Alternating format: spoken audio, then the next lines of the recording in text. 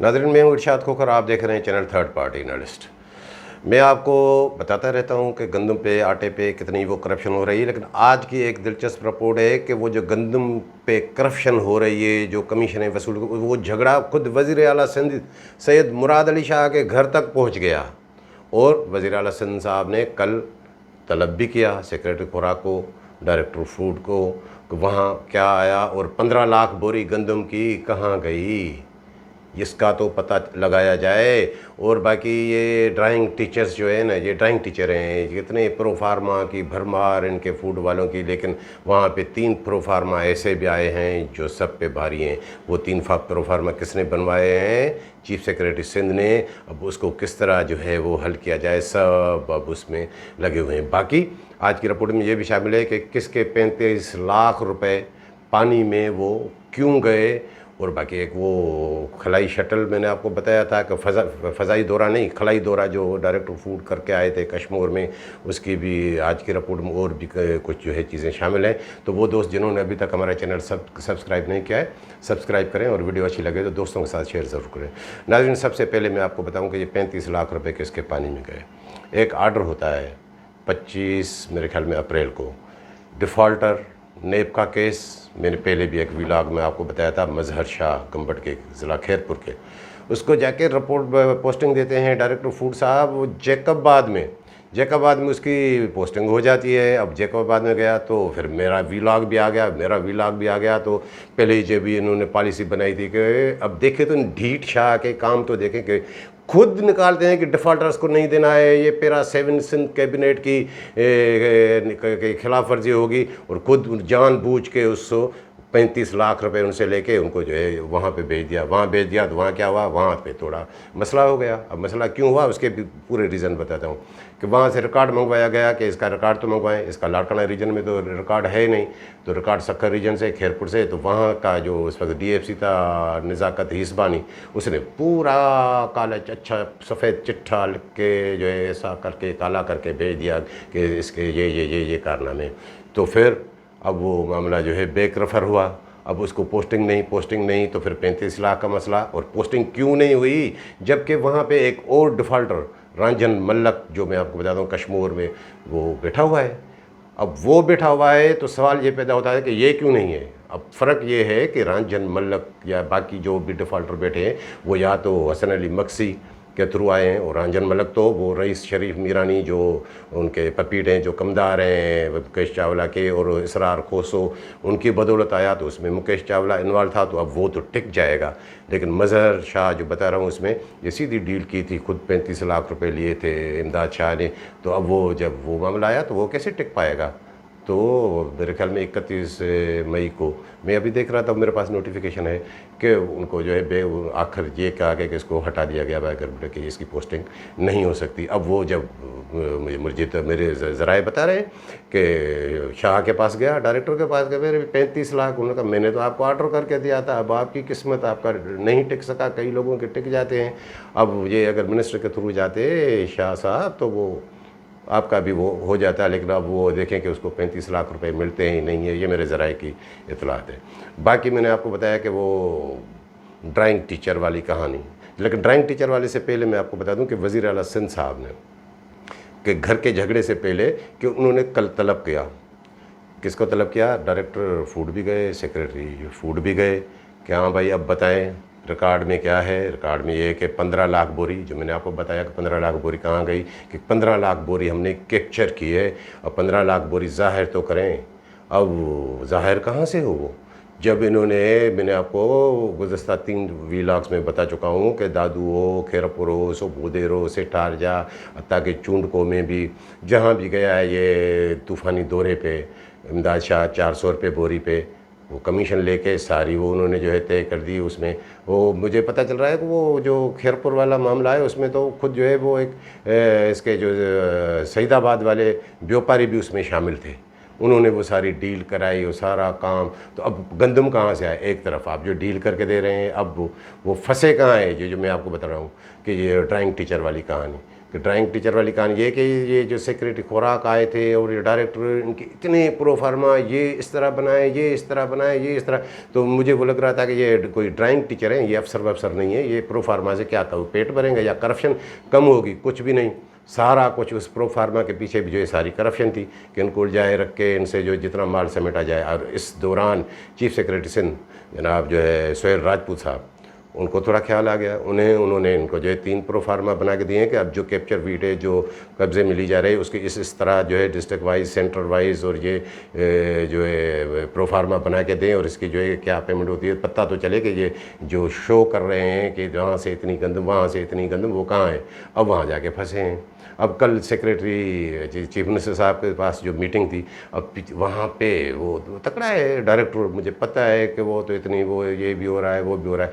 अब बेबसी तो देखें। अब मेरी इतला है कि हाँ वहाँ पे वो चावला साहब भी थे, वज़ीर खुराक, वो भी वहाँ मौजूद थे।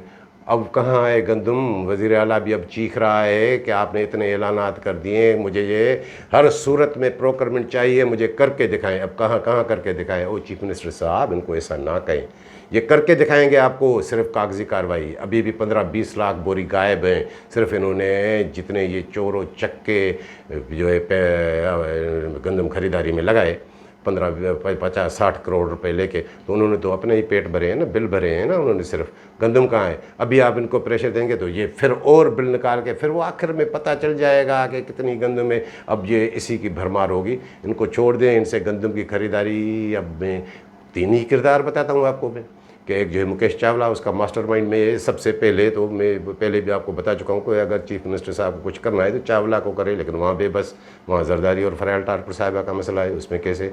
बाकी ये जो इमदाद शाह है, इस जैसा मैं आपको बार बार बताता हूँ कि मैंने डीट और करप्ट अफसर मैंने ज़िंदगी में नहीं देखा है वो। और हसन अली मक्सी 15 ग्रेड का मुलाजिम, वो जो है सब कुछ वो चला रहे हैं। और मैं आपको बता दूं कि ये जो खलाई शटल जो उतरा था कश्मीर में, वो भी मेरे पास, वो मैं देख रहा था कि वो वहाँ गए हैं कि वहाँ पे कहाँ पे कहीं 1 मिल थी सिर्फ जो है मेरे ख्याल में कश्मीर में, वहाँ 54,000 बोरी। बाकी वो शो कर रहे हैं किसी के पास 3,000 बोरी, किसी के पास वो बड़ी एक लंबी चौड़ी लिस्ट, तकरीबन 1,08,000 बोरी पड़ी है, उनमें से 45-50 हज़ार बोरी हम उठाएंगे, वो भी नहीं उठेगी। मैं आपको बता दूं कि ये सिर्फ जो है खलाई में दौरा, उसको क्यों कहता हूं कि ये दिखावे के लिए था सिर्फ, कि मुकेश चावला ने भेजा था कि हाँ जाएँ वहाँ पे वो सारा कुछ वो करके आए। और वो कश्मीर की एक बात मुझे और भी याद आ गई, जैसे मैंने आपको वो 35 लाख वाली बात बताई, कि वो मैं वॉइस मैसेज सुन रहा था कि वहाँ का एक ये जो रांझर मलक बता रहा हूँ डिफ़ॉल्टर, ये बात कर रहा है किससे? मुकेश चावला का कज़न है, मेरे ख्याल में खालाजाद भाई हैं रिश्ते में, समीत कुमार, वो भी फूड का मुलाजिम।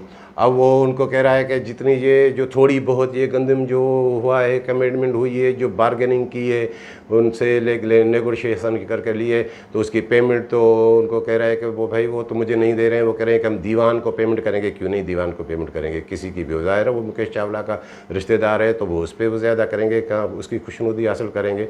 अब सबसे बड़ी बात ये कि वो आ गया, अब किस मुँह से ये 17 मई का लेटर निकालते हैं कि नेगोशिएशन नहीं करनी है और जो गंदम जब्त करनी है, FIR करनी है। अभी तक कुछ नहीं आया। ये डायरेक्टर मुंह खुद जो है, या क्या बताऊँ आपको, कि ये थूक के चाट के आया वहाँ, सब कुछ करके ये दिखा भाई चीफ मिनिस्टर साहब ये गंदम की खरीदारी हो रही है।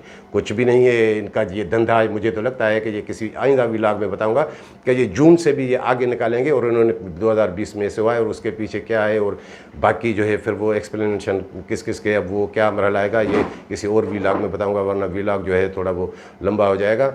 इसके अलावा बाकी वो मैंने एक और अहम खबर कि मेरे नज़र से वो गुज़रता है, एक नोटिफिकेशन, वो आप स्क्रीन पे भी देख सकते होंगे, कि एक इंचार्ज है अली डिनो मीरानी कराची में, जो 2 नंबर गोदाम पे उसको रखा था, और वो मंशियात स्मगलिंग का उस पर केस कि गंदम आ रही थी पास्को की, उनके जो है उनके वो पेटी ठेकेदार होते हैं, उनमें जो है गुटखा शालिया है उसका वो शाह लतीफ़ टाउन जो है पे वो मुकदमा भी दर्ज है। तो उन्हें जो है पिपरी के गोदाम के भी चार्ज दे दी। पिपरी के चलो आपने दे दी, आपके पास वो जो बैठा है वहाँ पे 3 नंबर गोदाम वाला डायरी, वो भी ऐसे ही है, बाकी भी ऐसे हैं, वो तो आपने दे दी, चलो ठीक है। अब आर्डर निकला है कि भाई सबसे पहले वो जो उन्होंने किराए पे पिपरी का गोदाम लिया, अब सारी अराइवल वहाँ होगी, और जो है कंबर शहदाद कोट ज़िले की, वहाँ यहाँ नहीं, वो बोलाड़ी में, अब बोलाड़ी में वो अलग वो मामला होगा, तो वो उस पर कभी और मैं आपको बता दूंगा। तो अब सारी गंदम, अब ये कौन सी पाली, ये जाहिलों के काम तो देखें, अपना घर खाली पड़ा है भाई। असूल ये होता है कि सबसे पहले जो आपके अपने सरकारी गोदाम है वो आप फुल करें, और अगर हम जो किराए पे ले रहे हैं, यही होता है ना कि किराए पे जो आप चीज़ ले रहे हैं उसमें ज़्यादा कम, जितना कम से कम स्टॉक हो और जितना जल्दी फिर उसको खाली करें तो वो आपका किराया बच जाएगा। अब वो क्यों, अब वो मीरानी जो मैं आपको बता रहा हूँ, वो 3-4 महीने के बाद, जो चंद माह के बाद उसकी रिटायरमेंट है। पॉलिसी है कि जितना जो रिटायरमेंट के करीब हो, इतनी बिलियंस ऑफ रुपीज़ की आप गंदम उसके हवाले कैसे कर रहे हैं, वो हड़प करके चला गया। फिर आप क्या करोगे, उनकी पेंशन या ये वो फंड्स भी उसके पूरे नहीं पड़ेंगे, क्योंकि पहले उस पर भी थोड़ा ताप था। वो थोड़ा उस पर मस्डर ने जो ऊपर वालों को राज़ी किया, गाड़ियाँ वाड़ियाँ, तो इसको 3 नंबर गोदाम छोटा है। अब वो भी 2-2.5 करोड़ में जाके डील करके आए हैं। अब क्यों ना करें उसके चंद माह, इससे बंदे को तो रिपोर्ट करा के घर बिठाना चाहिए, हेडक्वार्टर में बैठ जाओ या डीडी ऑफिस में, डीएफसी ऑफिस में।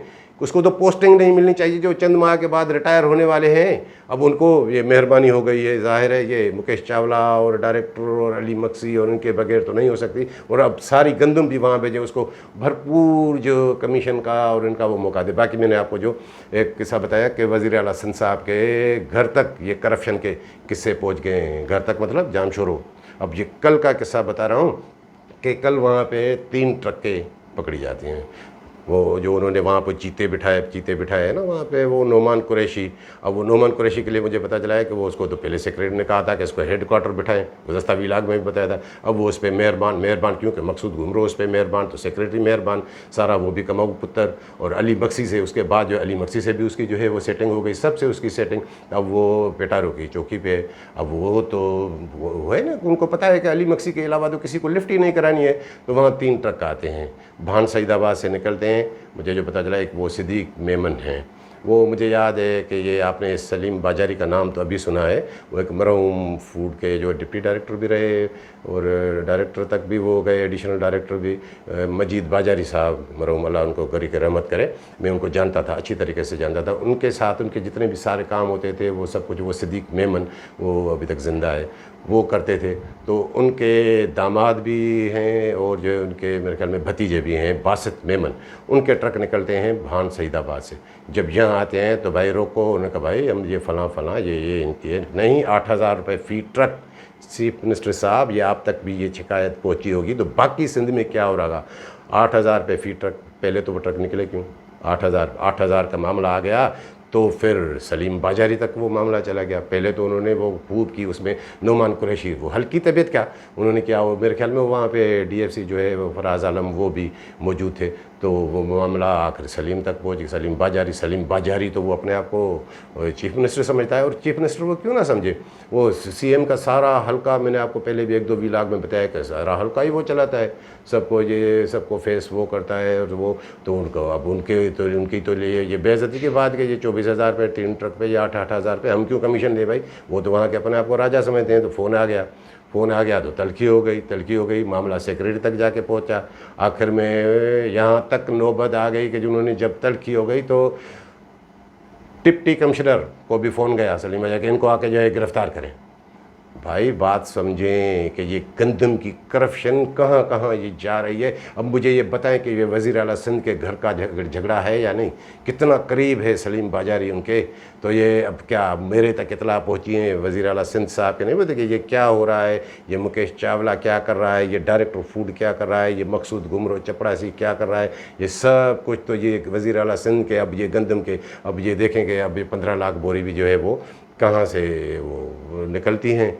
बाकी मैंने आपको एक बात बताई कि वो जितने भी ये लोग हैं ना, मैंने देखा है कि इन्होंने वो एंटी करप्शन को भी बुलाया है और एक्साइज टैक्सेशन वाले भी आ गए। जिसको आप जो है मदद के लिए बुलाओ वो अपने भत्ते में शुरू हो जाते हैं। दादू में जाए, एंटी करप्शन वालों की अलग चौकी बनी हुई है, वो जो भत्ता उनसे हर डीएफसी से और उनसे वो जो मंथली वो तो चलता ही एंटी करप्शन डिपार्टमेंट भत्ते पे है। तो वो भी गाड़ियाँ रोक रहे हैं 1,000 रुपये गाड़ी पे भाई।